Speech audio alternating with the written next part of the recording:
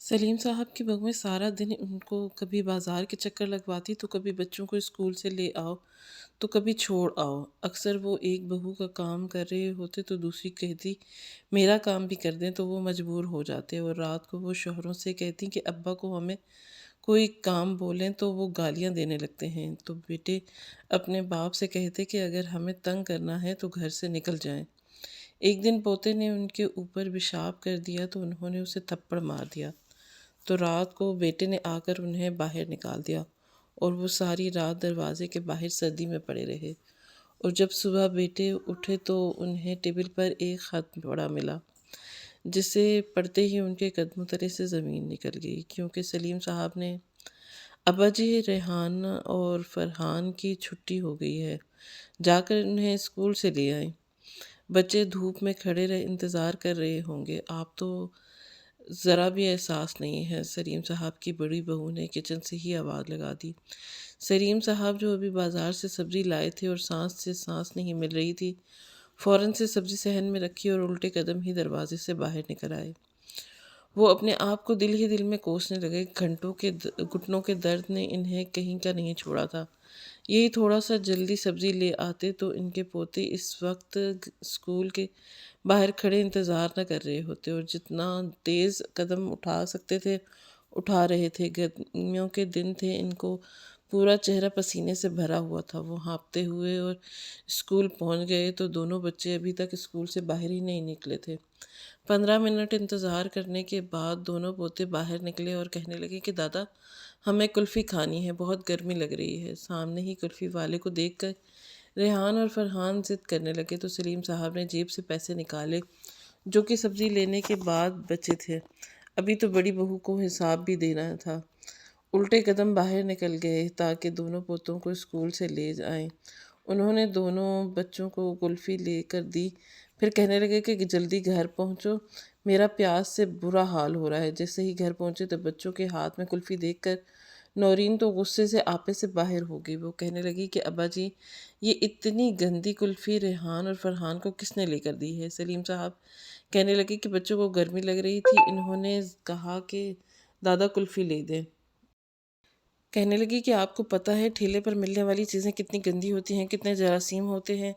अरे आपको क्या एहसास, बीमार हो जाएंगे तो संभालना तो हमें पड़ेगा ना। आप भी अजीब हैं। इसने दोनों बेटों के हाथ से कुल्फ़ी पकड़ी और दूर कहीं क्यारी में गिरा दी। दोनों बच्चे रोने लगे तो नौरीन ने एक एक थप्पड़ उनके चेहरे पे मारा। चलो दफ़ा हो जाओ, अंदर कमरे में जाके कपड़े चेंज करो, मैं खाना लगाती हूँ। सलीम साहब वहीं बैठे गए। इससे पहले कि नौरीन से पानी मांगते वो कहने लगे कि अब्बा जी बाकी के पैसे कहाँ हैं। उन्होंने फ़ौरन से जेब से सारे पैसे निकाल के नौरीन के दे दिए। वो कहने लगी कि कितने की आई है सब्ज़ी। सलीम साहब ने पूरा हिसाब दिया, जिसमें 50 रुपये कम थे। तो वो कहने लगे कि दोनों बच्चों ने कुल्फ़ी ले ली। नौरीन कहने लगी कि आपको तो लगता है कि जैसे पैसे दरख्तों पे आते हैं और आपके बेटे उतार कर ले आते हैं। क्या ज़रूरत पड़ी थी आपको फ़जूल खर्ची करने की, गंदी कुल्फ़ियाँ मेरे बच्चों को लेकर देने की। आइंदा आप मुझसे पूछे बगैर 1 रुपया भी नहीं खर्चेंगे। बड़े रौब से कहते हुए नूरीन किचन में चली गई। सलीम साहब ने अपनी नम आंखों में आने वाले आंसुओं को हाथ की हथेली से रगड़ा। जब से बीवी का इंतकाल हुआ था उनकी दुकान उनके बच्चों ने संभाल ली थी, फिर वो तो पाई पाई के मोहताज हो गए थे। बहुएं एक एक रुपए का हिसाब लेती थीं। पूरा दिन इन्हें किसी मुलाजिम की तरह यहाँ से वहाँ काम के लिए भेजती रहती थी। अभी तक वो खुश खलक के साथ ही बैठे थे। सुबह से नाश्ता करने के बाद से 3 चक्कर बाजार के लगाए थे। पहले नौरीन ने गोश्त मंगवाया तो उसे गोश्त ला कर दिया। फिर वो कहने लगी कि मैं भूल गई, सब्ज़ी तो लानी पड़ेगी। वो फिर भाग के दौड़े सब्ज़ी लेके आए और अब बच्चों को लाए थे। वो सोच रहे थे कि नौरीन का पहले ही मूड ख़राब है, इसलिए खुद ही उठकर पानी पी लेता हूँ। तो तभी दूसरी बहू अपने कमरे से निकली, घड़ी पर नज़र दौड़ाई और कहने लगी कि हाय अल्लाह, अब्बा जी आप अभी तक बैठे हैं, आपने मिशाल को लेने के लिए जाना है। ये सुनकर सलीम साहब फ़ौरन से फिर खड़े हो गए और कहने लगे कि बहू मुझे एक गिलास पानी पिला दो, फिर मैं इसे लेकर आता हूँ। अब्बा जी मिशाल की छुट्टी हो गई है, छोटी सी बच्ची है मेरी, एक आपको पानी की पड़ी है। अरे आप आकर पानी पी लीजिएगा, जाएं पहले जाकर मिशाल को स्कूल से लेकर आ जाएं। तौबा है भाई, ज़रा सा काम क्या कह दो, پانی یاد آ جاتا ہے، مفت کی روٹیاں کھانے کا بس اب چسکا لگ گیا ہے۔ یہ کہتے ہوئے اس نے کن اکھیوں سے سلیم صاحب کو دیکھا، باورچی خانے میں چلی گئیں اور گہری سانس لے کر کھڑے ہوئے اور جلدی سے مشال کو لینے چلے گئے، جو کہ 5ویں جماعت میں پڑھتی تھی۔ وہ اسکول سے باہر آتے ہی دادا کے ساتھ بدتمیزی کرنے لگی اور کہنے لگی کہ آج پھر آپ لیٹ آئے ہیں، آپ کو احساس ہے کہ میری چھٹی 10 منٹ ہو چکے ہیں؟ وہ کہنے لگے کہ بیٹا تمہارا دادا بوڑھا ہو گیا ہے۔ تو وہ کہنے لگی کہ یہ سب بہانے ہیں، میرے سامنے مت کریں۔ ایک تو پتہ نہیں امی کو کیا ہے، کتنی بار کہا ہے کہ میری بین لگوا دیں، لیکن نہیں، انہیں تو بیٹی کا احساس ہی نہیں ہے، بھٹے کو بیچ دیتی ہیں۔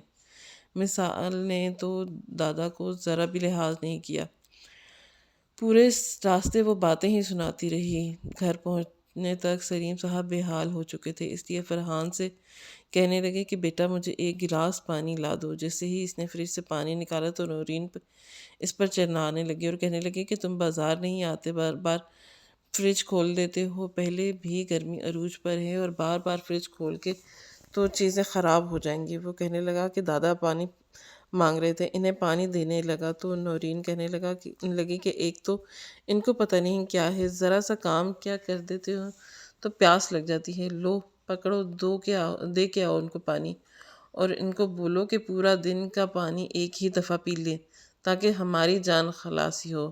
ایک دن 10 منٹ بعد فریج کھلواتے ہیں، پانی منگواتے ہیں، توبہ ہے۔ فرحان نے پانی کی بوتل اور گلاس دادا کے پاس رکھ دیا۔ انہیں یاد آنے لگا کہ جب جمیلہ بیگم زندہ تھی تو سلیم صاحب کو کتنا خیال رکھتی تھی۔ جب بھی وہ دکان سے واپس آتے تھے تو فوراً ان کے سامنے ٹھنڈا پانی پوچھتے تھے۔ وہ کہتے تھے کہ بیٹوں نے تو ٹھیک سے کھانا کھا لیا تھا نا، اور جمال بھوکا تو نہیں سو گیا؟ جمیلہ کہنے لگتی کہ آپ کو کیوں اپنے بیٹوں کی اتنی فکر ستاتی ہے؟ ارے وہ اب یونیورسٹی میں آ گئے ہیں، بڑے ہو گئے ہیں، اور آپ ہیں کہ ان کی فکر ہی نہیں چھوڑتے۔ سلیم صاحب کہنے لگے کہ میرے لیے تو میرے بچے ہی ہیں، یہ پڑھ لکھ کر کسی مقام پر پہنچ جائیں گے تو میری بھی زندگی مشقتیں کچھ کم ہو جائیں گی۔ سلیم صاحب کی زندگی میں مشقتیں کم ہونے کے بجائے بڑھ گئیں۔ دونوں بیٹوں نے نوکری کے بجائے کاروبار کو ترجیح دی اور باپ کی دکان پر ہی بیٹھ گئے۔ ساری محنت کی سلیم صاحب نے دکان بنائی تھی اور جمع جمائے کاروبار پر دونوں بیٹوں نے بیٹھ کر سمجھا کہ ان کی ذمہ داری پوری ہو گئی۔ سلیم صاحب سے کہنے لگے کہ ابا جی اب آپ گھر پہ رہا کریں، آرام۔ سلیم صاحب کو لگا کہ چلو اب آرام کے دن ہیں، لیکن انہیں دنوں جمیلہ بیمار پڑ گئیں۔ دونوں بیٹوں کی شادیاں اس نے 6 مہینے کے اندر اندر کر دی اور خود چھوٹے بیٹے کی شادی کے 1 مہینے بعد ہی وہ اس دنیا سے کوچ کر گئی۔ سلیم صاحب کے لیے یہ صدمہ بہت بڑا تھا، کیونکہ ان کے شریک سفر ہر قدم پر ہر مشکل میں ان کے ساتھ تھی۔ شروع میں تو بہوؤں نے سسر کو سنبھالا تھا اور بار بار ان کے غم کو بھی ہلکا کر رہی تھی۔ وہ یہی کہتی تھی کہ ابا جی آپ فکر نہ کرنے، جانے والے کے ساتھ انسان مر تو نہیں جاتا۔ کھانا بھی وقت پر انہیں دیتی تھی، لیکن آہستہ آہستہ جیسے جیسے وقت گزرتا گیا بہوؤں کے اصل روپ بھی سلیم صاحب کو نظر آنے لگے۔ پہلے تو بیٹے سلیم صاحب کو ماہانہ خرچ دیا کرتے تھے، لیکن پھر 1-2 مہینے سے خرچ دینا بھی بند کر دیا۔ ایک بار سلیم صاحب نے جمال اور ندیم سے کہا کہ تم لوگوں نے پچھلے مہینے بھی مجھے خرچہ نہیں دیا اور اس مہینے بھی کوئی پیسہ نہیں دیا، تو ندیم کہنے لگے گا کیونکہ آپ سارے پیسے غریبوں میں بانٹ دیتے ہیں، بیوہ عورتوں کے راشن ڈلواتے ہیں۔ ابا ہم اس لیے محنت نہیں کرتے کہ آپ بے دریغ پیسہ دوسروں کے گھروں میں لٹاتے رہیں۔ آپ کو پتہ بھی ہے کہ مہنگائی کتنی عروج پر ہے اور محنت کرنا اور پیسے کمانا کتنا مشکل ہے۔ سلیم صاحب سے یوں سوال کر رہے تھے کہ جیسے کہ ساری محنت انہوں نے ہی کر کے دکھائی ہو۔ محنت کیا ہوتی ہے یہ سلیم صاحب بہت اچھے طریقے سے جانتے تھے۔ اگر وہ اپنی جیب میں سے کسی غریب کا بھلا کر دیتے تو اس میں برا ہی کیا تھا؟ بہرحال ندیم اور جمال نے کہا کہ آپ کے بعد انہیں جس چیز کی ضرورت ہوگی وہ خود انہیں لا کر دے دیں گے، لیکن پیسے ہاتھ میں نہیں دیں گے۔ جیسے جیسے پوتے اور پوتیاں سلیم صاحب کو گھر میں آنے لگے تو بچوں نے تو جیسے باپ کے اخراجات محدود کرنا شروع کر دیے۔ وہ کہتے تھے کہ اب ہمارے اپنے بیوی بچے اور ان کے اخراجات ہیں، آپ کون سا گھر سے باہر جاتے ہیں جو آپ کے کپڑے اتنی جلدی خراب ہو جائیں گے، اس لیے 2 سال انہی کپڑوں میں گزاریں گے۔ یہ سن کر سلیم صاحب چپ سے ہو گئے۔ انہیں یاد آنے لگا کہ پہلے ہی بھی وہ جمال اور ندیم کے نئے کپڑے خرید کر لے کے آتے تھے۔ تب جمیلہ کہتی تھی کہ آپ نے تو 2 سالوں سے کپڑے نہیں سلوائے، تو وہ کہنے لگے کہ رہنے دو، میرا ابھی گزارا ہو رہا ہے، میرے بچے نئے کپڑے پہنیں گے تو خوش ہوں گے، تو مجھے زیادہ خوشی ہوگی۔ اپنی خواہشات کو تو جیسے انہوں نے پس پشت بہت سالوں پہلے ہی ڈال دیا ہو۔ انہوں نے سوچا تھا کہ جب بچے جوان ہوں گے، کمانے لگیں گے، تو انہیں باپ کی ضروریات کا بن کہے اور پورا کر دیں گے، لیکن یہاں تو یہ نوبت آ گئی کہ کپڑے گھل کر پھٹنے لگے تھے اور سلیم صاحب خود ہی سوئی سے انہیں ٹانکا لگاتے تھے، لیکن کبھی بچوں کو اپنے باپ کی پھٹی قمیض پر لگے پیون نظر نہیں آتے تھے۔ جیسے ہی بچوں کے اسکول جانے کی عمر شروع ہوئی تو یہ ڈیوٹی بھی سلیم صاحب کے سر پر آ گئی۔ بچوں کو اسکول بھی وہی چھوڑنے جاتے تھے اور لینے بھی وہی جاتے تھے۔ ایک بار ندیم کہنے لگا کہ ابا آپ گھر پڑے رہتے ہیں، پورا دن کمرے میں لیٹے رہتے ہیں، تھکتے نہیں ہیں کیا؟ نورین اور شبانہ کو گھر کے سامان کے لیے بڑی مشکل ہوتی ہے، اب ہم دکان سنبھال لیں یا اپنے گھر کے چھوٹے موٹے کام کر لیں، آپ گھر کا سودا صرف ہی لا دیا کریں۔ اس طرح سلیم صاحب کی ڈیوٹیاں بڑھنے لگیں۔ گھر کا سامان منگواتے ہوئے نورین اور شبانہ کئی کئی چکر سلیم صاحب کے بازار لگواتی تھیں۔ ابھی کہتی کہ آپ کو شملہ مرچ کہیں تھی اور آپ انڈے اٹھا کر لے آئے، اور کبھی کیا اور کبھی کیا، جس سے وہ گھر کے بزرگ نہ ہوں بلکہ ملازم ہوں۔ سلیم صاحب تھک ہار کر جب اپنے کمرے میں آرام کے لیے لیٹتے تو ان کی آنکھ لگ گئی، لیکن ایک شور کی آواز سن کر ان کی آنکھ کھلی۔ دونوں بہویں آپس میں بحث کر رہی تھی کہ ایک کہہ رہی تھی کہ جب میں نے ابا جی کے لیے سالن رکھا تھا تو تم نے کیوں کھایا؟ دوسری کہنے لگی کہ مجھے کیا پتہ تھا کہ ابا جی کے نخرے زیادہ ہو گئے ہیں، کھانے کے وقت وہ کیوں سو گئے؟ سالن رکھا تھا تو مجھے بھوک لگی، میں نے کھا لیا۔ بڑی بہو کہنے لگی کہ ٹھیک ہے، پھر ابا جی کا کھانا تم بنا لو، میں بار بار کچن میں جا کر کھانا نہیں بنا سکتی، ویسے بھی اتنی گرمی ہے کہ برداشت نہیں ہو رہی، تو اپنے اے سی والے کمرے میں سونے جا رہی ہوں۔ دوسری والی کہنے لگی کہ مجھے نہیں پتہ تھا، اپنی باری پر سارا کام میں خود کرتی ہوں، آج کھانا بنانے کی تمہاری باری ہے تو تم ایسا ہی کرتی ہو، کھانا کم بناتی ہو، اور یہ بڈھا وقت پر کچھ کھاتا نہیں اور پھر میرے سر پر عذاب کی طرح نازل ہو جاتا ہے۔ بہو کی باتیں سن کر سلیم صاحب دل برداشتہ ہو گئے۔ جمیلہ تھی تو ان کو بہت خیال رکھتی تھی، اور بہو پر تو سسر کی 2 وقت کی روٹی ہی بھاری ہو گئی ہے۔ سلیم صاحب کمرے سے باہر آئے، دونوں ہی جھگڑا کر رہی تھیں۔ سلیم صاحب نے کہا کہ میرے لیے پریشان ہونے کی ضرورت نہیں، مجھے ویسے بھی بھوک نہیں ہے، خدا کے لیے لڑنا جھگڑنا چھوڑ دو، کھانا میرے کھانے کی فکر مت کرو۔ ان کے رخسار پر آنسو گرے تھے اور دوبارہ سے اپنے کمرے میں چلے گئے۔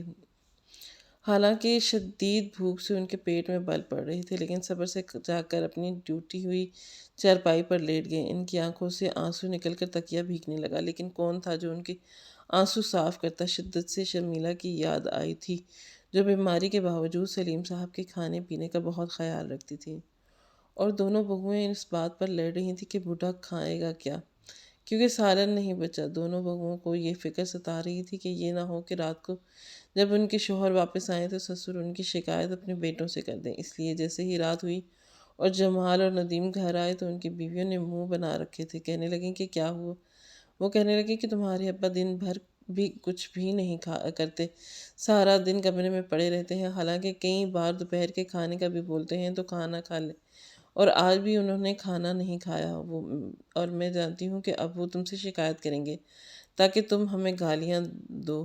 ان کے کھانے پینے کا کوئی چیز پوری ہو تو ہمیں گالیاں دیتے ہیں، ہمیں تو لگتا ہے کہ جیسے ہماری کوئی عزت ہی نہیں ہے۔ کہنے لگے کہ میرے دونوں بیٹے میرے بنی ہوئی بنائی دکان پر بیٹھے ہیں، ساری محنت تو میں نے کی تھی، وہ تو صرف پکی پکائی پر بیٹھے ہوئے ہیں۔ ایسے باتیں کر کے شبانہ اور نورین نے اپنے شوہروں کا دماغ خراب کر دیا، تو اتنا غصہ آیا کہ وہ سلیم صاحب کے کمرے میں چلے گئے۔ اس وقت وہ بھوک کی وجہ سے نقاہت کا شکار تھے، چونکہ دن بھر بہوؤں نے کچھ بھی نہیں دیا تھا کچھ، وہ غصے سے اپنے کمرے میں ہی لیٹے رہے۔ دونوں بیٹے کمرے میں آئے تو بہت غصے میں تھے۔ کہنے لگے کہ ابا آپ نے کیا تماشا لگا کے رکھا ہے، پورا دن آپ اپنے کمرے میں لیٹے رہے ہیں، گھر کے چھوٹے موٹے کام ہی کر دیا کریں، بازار کا چکر ہی لگا لیا کریں، لیکن آپ کو تو مفت کے کھانے کی عادت پڑ گئی ہے۔ اگر آپ نے دکان بنائی ہے تو ہم پر کوئی احسان تو نہیں کیا، یہ دکان آپ کو کچھ بھی نہیں دے سکتی تھی اگر ہم یہاں پر نہ بیٹھے ہوتے، اور محنت نہ کرتے، بجائے ہمارا شکر گزار ہونے کے آپ ہر وقت ہماری بیویوں کو طعنہ دیتے ہیں۔ یہ سب کچھ آپ کا دیا ہوا ہے یا ہم نے کچھ نہیں کیا کیا؟ یہاں محنت کر کے گھر نہیں چلا رہے کیا؟ اگر آپ نے ہمیں پالا ہے تو یہ آپ کی ذمہ داری تھی، آپ نے بھی ہم پر کوئی احسان نہیں کیا۔ سلیم صاحب بچے کی باتیں سن کر حیران رہ گئے، پھر سمجھ گئے کہ بیویوں نے پٹیاں پڑھانا شروع کر دیں، اس لیے خاموش ہو گئے۔ جانتے تھے کہ وہ سچ بتائیں گے تب بھی وہ کبھی ان کی بات نہیں مانیں گے۔ وہ کہنے لگا کہ اچھا بیٹا، میں کوشش کروں گا کہ دوبارہ تم لوگوں کو کبھی شکایت نہ ملے۔ انہوں نے کروٹ بدل لی، کہنے لگے کہ میں سونا چاہتا ہوں۔ دونوں بیٹے باہر چلے گئے۔ رات تک ان کی بھوک کے مارے بری حالت ہو گئی تھی۔ سب گھر والے کھا پی کر سو گئے۔ تب وہ اپنے کمرے سے باہر آئے اور باورچی خانے میں جا کر دیکھا تو کل دوپہر کی سوکھی روٹی پڑی تھی۔ ان کے آنسو گرنے لگے۔ باسی روٹی انہوں نے اپنے حلق سے نیچے اتاری تھی۔ انہیں یاد آیا کہ بچپن میں بھی اپنے بچوں کو وہ تازی روٹی کھلاتے تھے۔ جمیلہ سے کہتے تھے کہ اگر دوپہر کی روٹی پڑی ہو تو مجھے دے دو، میں وہی کھا لوں گا، یہ تازی روٹی میرے بچوں کو دے دو۔ لیکن جمیلہ سوکھی روٹی خود کھا لیا کرتی تھی۔ پورا دن آپ کام کرتے ہیں، کیا فائدہ کہ تازی روٹی بھی نہ پکائے؟ باسی روٹی میں کھا لوں گی۔ آج تک کبھی اس نے سلیم صاحب کو باسی روٹی نہیں کھانے دی تھی۔ اگلے روز جب وہ صبح اٹھے تو انہیں بخار تھا، لیکن بہوؤں نے شور مچا دیا تھا کہ اب بوڑھا بخار کا بہانہ کیے بیٹھا ہے، بچوں کو اسکول سے کون لے کر آئے گا؟ صبح تو ان کے باپ نے انہیں چھوڑ دیا۔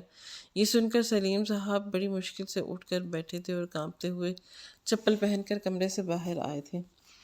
بچوں کو اسکول سے واپس لے کر آئے تو بری طرح کانپ رہے تھے بخار کی شدت کی وجہ سے، لیکن دونوں کو ان پر ترس نہ آیا۔ اسی حالت میں وہ بچوں کو اسکول لینے چلے گئے۔ آئے چھوٹا پوتا شبانہ کی گود سے اتر کر دادا کی گود میں آ گیا کہ مجھے گود میں پکڑے۔ سلیم صاحب کہنے لگے کہ مجھے پہلے ہی بخار ہے، مجھ میں اتنی ہمت نہیں ہے کہ تمہیں گود میں پکڑوں۔ شبانہ کہنے لگی کہ تم ادھر آؤ، کیا ضرورت پڑی ہے دادا کی منت سماجت کرنے کی، جبکہ ان کے دل میں پوتے کے لیے کوئی پیار ہی نہیں ہے۔ سلیم صاحب اپنے کمرے میں آ کر بیٹھ گئے۔ اپنے بڑے پوتے کو آواز دے کر کہنے لگے کہ فرحان فرحان پکارنے لگے۔ جیسے ہی وہ کمرے میں آنے لگا تو اس کی ماں نے کہا کہ کوئی ضرورت نہیں اس بڈھے کو پوچھنے کی۔ چھوٹے بچے کو پکڑنے کے لیے کہا تو صاف انکار کر دیا۔ چلو آؤ ادھر۔ فرحان سے یہ کہنا چاہتے تھے کہ انہیں دودھ کا گلاس لا دے تاکہ وہ بخار کی دوا لے لیں، لیکن بڑی بہو نے اپنے بیٹے کو دادا کے کمرے میں جانے سے منع کر دیا۔ چھوٹا پوتا جو کہ یوں تو 4 سال کا تھا، لیکن بار بار دادا کو یہ کہتا تھا کہ مجھے گود میں اٹھا لو، مجھے بازار لے کر جاؤ۔ سلیم صاحب بڑھاپے کی وجہ سے ویسے بھی کافی کمزور ہو گئے تھے، پھر بہوؤں کی رویوں نے وہ بھی پورا کر دیا تھا۔ بیٹے بھی خلاف تھے، اس لیے پوتے کو گود میں اٹھا لیا کرتے تھے کہ لیکن اس وقت وہ بخار میں تھے۔ وہ سلیم صاحب کے کمرے میں آیا اور ان کی چارپائی پر لیٹا تھا۔ دیکھا تو اس کے پیٹ پر بیٹھ گیا اور چلنے لگا۔ وہ بار بار کہہ رہے تھے کہ میرے پیٹ سے نیچے اترو، میری طبیعت ٹھیک نہیں ہے۔ بچے کو زور زور سے پیشاب آیا تھا، اس نے سلیم صاحب کے اوپر ہی پیشاب کر دیا۔ سلیم صاحب اٹھ کر بیٹھ گئے اور ایک تھپڑ اس کے منہ پہ مار ڈالا۔ تمہیں شرم نہیں آتی؟ یہ تم نے کیا کیا؟ وہ بچہ رونے لگ گیا۔ اس کی ماں فوراً سے کمرے میں آئی اور اپنے سسر کو برا بھلا کہنے لگی کہ کیا ہوا اگر بچے نے پیشاب کر دیا؟ کہنے لگے کہ مجھے پہلے ہی بخار ہے، میں بخار سے کانپ رہا ہوں، مجھے سردی لگ رہی ہے، اوپر سے اس نے مجھے ناپاک کر دیا، میں نماز پڑھنے میری طبیعت پوچھنے کی تو کسی میں زحمت ہی نہیں، اتنا تک نہیں ہوا کہ ابا آپ کو دوا دے دیں، اور بچے کو تھپڑ کیا مارا تو تم نے آ کے لڑنا شروع کر دیا۔ دونوں بہویں واپس اپنے کمرے میں چلی گئیں۔ سلیم صاحب نے بخار کی پرواہ نہ کرتے ہوئے نہا کر صاف ستھرے کپڑے پہنے اور اپنی چارپائی کا بستر بھی صاف کیا اور نماز پڑھ کر دوبارہ لیٹ گئے۔ رات کو جب یہ بات ان کے بیٹوں کو پتہ چلی تو دونوں نے ہی کمرے سے نکال دیا۔ آپ کو پتہ مارنے لگے، کہنے لگے کہ تمہاری ہمت کیسے ہوئی ہمارے بچے پر ہاتھ اٹھانے کی؟ مار کر انہوں نے اپنے باپ کو کمرے سے باہر نکال دیا اور پھر گھر سے بھی نکال دیا۔ ایک تو وہ بخار میں تپ رہے تھے، انہیں سردی بھی بہت لگ رہی تھی۔ پوری رات وہ دروازہ کھٹکھٹاتے رہے کہ میرے حال پہ رحم کھاؤ، میں پہلے ہی بیمار ہوں، لیکن کسی نے بھی دروازہ نہیں کھولا۔ اگلی صبح جب دروازہ کھلا تو وہ کمرے میں نہیں تھے، لیکن ایک کاغذ ان کے کمرے سے ملا جس پہ لکھا تھا کہ وہ اپنا گھر اور اپنی دکان دونوں ہی یتیم خانے میں دینے کی وصیت کرتے ہیں، اور یہی وصیت انہوں نے اپنے وکیل سے بھی کر دی ہے۔ کچھ دیر بعد وکیل بھی آ گیا تھا، کہنے لگا کہ ہمیں یہ گھر آپ کی دکان بیچنی پڑے گی، کیونکہ سلیم صاحب کی وصیت کے مطابق یہ دونوں چیزیں ان کی ملکیت میں اب بھی ہیں اور یہ سب یتیم خانے کو دینا چاہتے ہیں۔ ہمیں صبح ہی ان کا فون آ گیا تھا، خود بھی وہ یتیم خانے میں ہی رہیں گے۔ یہ سن کر دونوں بیٹے اور بہویں کے ہوش اڑ گئے اور اس نے منت سماجت کرنے لگے، لیکن سلیم صاحب نے ان کی ایک نہیں سنی، سب کو بیچ کر یتیم خانے میں دے دیا اور باقی کی زندگی بھی یتیم خانے میں گزار دی۔ کہنے لگے کہ ایسی اولاد سے بہتر تھا کہ میں بے اولاد ہی رہتا۔ دونوں بیٹے بے روزگار ہو گئے تھے اور اپنی بیویوں کو کوس رہے تھے، کیونکہ سب کچھ ان کا کیا دھرا تھا۔